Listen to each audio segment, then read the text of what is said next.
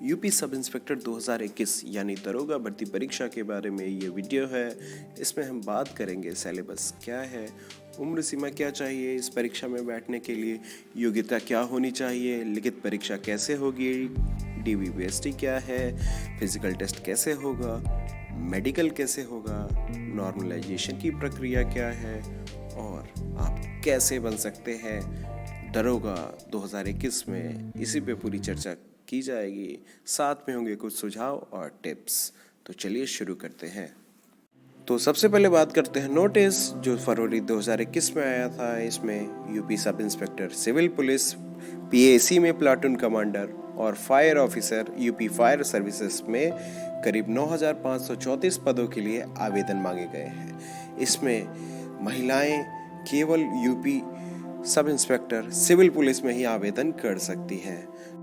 9,027 पद पुरुषों के लिए है, जिसमें 3,613 पद अनारक्षित यानी जनरल कैटेगरी के लिए। बाकी सारे पद आप देख सकते हैं ईडब्ल्यूएस, ओबीसी, एसटी और एससी के लिए हैं। सामान्य श्रेणी और अन्य पिछड़ा वर्ग श्रेणी के अभ्यर्थियों के लिए 400 रुपये की फीस रखी गई है और पूरा आवेदन ऑनलाइन मोड में ही होगा।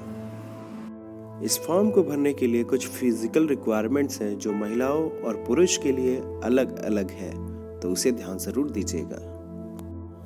बात करें अगर योग्यता की, तो एसआई सिविल पुलिस और पीएसी प्लाटून कमांडर के लिए कोई भी ग्रेजुएट डिग्रीधारी आवेदन कर सकता है। वहीं फायर सर्विसेज में टेक्निकल डिग्री होना अनिवार्य है, यानी ग्रेजुएशन में टेक्निकल ग्रेजुएट्स ही उसके लिए आवेदन कर सकते हैं।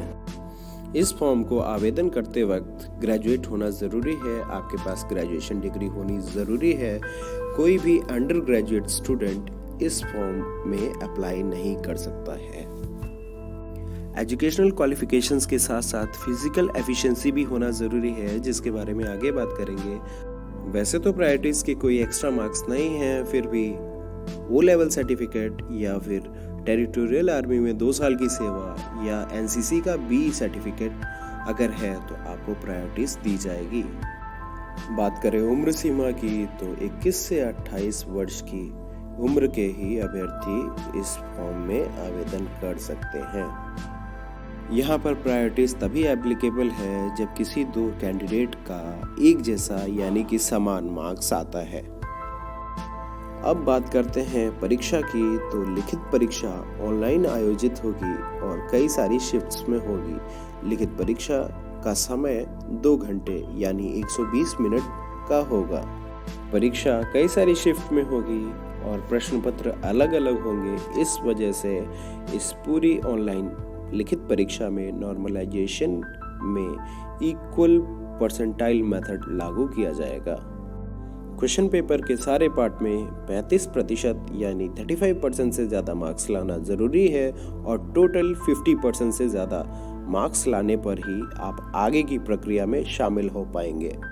ऑनलाइन लिखित परीक्षा के बाद डॉक्यूमेंट वेरिफिकेशन और फिजिकल स्टैंडर्ड टेस्ट होगा, जिसमें आपकी हाइट, आपका चेस्ट, आपका वेट आदि नापा जाएगा। आयु सीमा में और फिजिकल स्टैंडर्ड्स में रिजर्व कैटेगरी के लिए सभी रिलैक्सेशन लागू होंगे। डॉक्यूमेंट वेरिफिकेशंस और पीएसटी के बाद दौड़ का आयोजन होगा, जिसमें अलग अलग टाइम में पुरुषों को 4.8 किलोमीटर और महिलाओं को 2.4 किलोमीटर की दौड़ पूरी करनी होगी। 400 मार्क्स का क्वेश्चन पेपर कई विकल्पीय होगा, जिसमें आपको 4 विकल्प में से किसी एक सही विकल्प को चुनना होगा। 4 भागों में विभाजित यह ऑनलाइन परीक्षा, जिसमें पहला सामान्य हिंदी, दूसरा मूल विधि संविधान सामान्य ज्ञान, तीसरा संख्यात्मक एवं मानसिक योग्यता परीक्षा, चौथा मानसिक अभिरुचि परीक्षा या रीजनिंग जिसे कहते हैं। सारे भाग 100 अंकों के होंगे और पूरी परीक्षा 400 मार्क्स की होगी। आपको ध्यान देना है कि आपका समय प्रबंधन यानी टाइम मैनेजमेंट ही आपको वर्दी दिला सकता है। आप अपनी तैयारी ऐसे करें कि इस निर्धारित 120 मिनट में आप सारे क्वेश्चंस अटेंड कर लें, तभी आप आगे की प्रक्रिया में शामिल हो पाएंगे। यानी आप समझें कि ऑनलाइन लिखित परीक्षा के बाद डीवीपीएसटी होगी और फिर दौड़ का आयोजन होगा। उसके बाद एक मेरिट लिस्ट प्रिपेयर की जाएगी।